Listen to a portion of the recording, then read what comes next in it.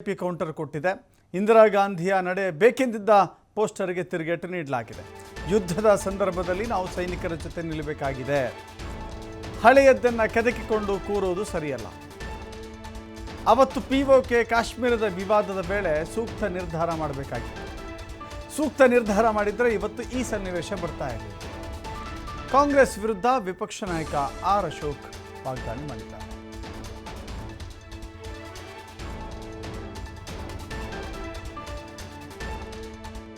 Angle ಇಲ್ಲದೆ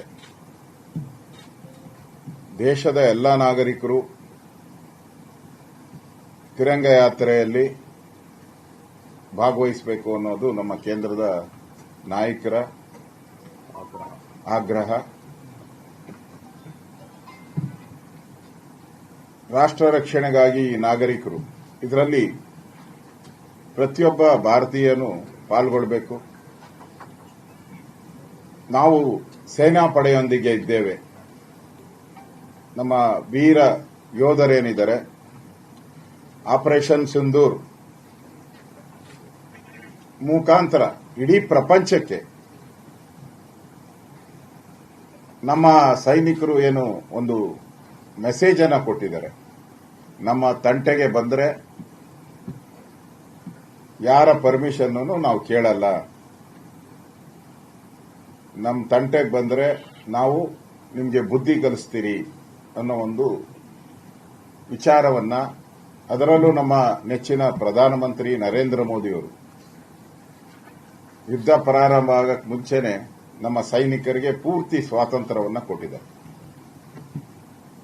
ನಾವು ಕೊಟ್ಟ ಮೇಲೆ ಮತ್ತೆ ಅದೇ ಕೇಳಿ ಪಾಕಿಸ್ತಾನ 2 ದಿನ ಬಿಟ್ಟ ಮೇಲೆ ಅವ್ರು ನಾವು ಕೊಡ್ತೀರಿ ಅಂತ ಹೇಳಿದ್ರು. ಕಾಪಿ. ನಮ್ಮ ಸೈನಿಕರು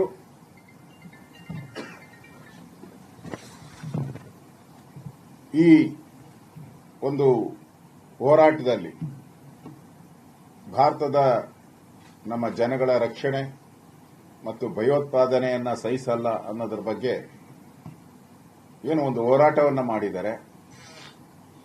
ಆ ಸೈನಿಕರಿಗೆ ನಾವು ನಿಮ್ಮ ಜೊತೆ ಇದ್ದೀರಿ ಅನ್ನೋ ಒಂದು ಮೆಸೇಜ್ ಅನ್ನ ಕೊಡುವಂಥದ್ದು ನಮ್ಮ ಕರ್ತವ್ಯ, ಪ್ರತಿಯೊಬ್ಬ ಭಾರತೀಯನ ಕರ್ತವ್ಯ. ಆ ದೃಷ್ಟಿಯಿಂದ ತಿರಂಗ ಯಾತ್ರೆಯನ್ನ ನಾವು ಕರ್ನಾಟಕದಲ್ಲೂ ಕೂಡ ದೊಡ್ಡ ಯಾವುದೇ ಒಂದು ಪೊಲಿಟಿಕಲ್ ಆಂಗಲ್ ಇಲ್ಲದೆ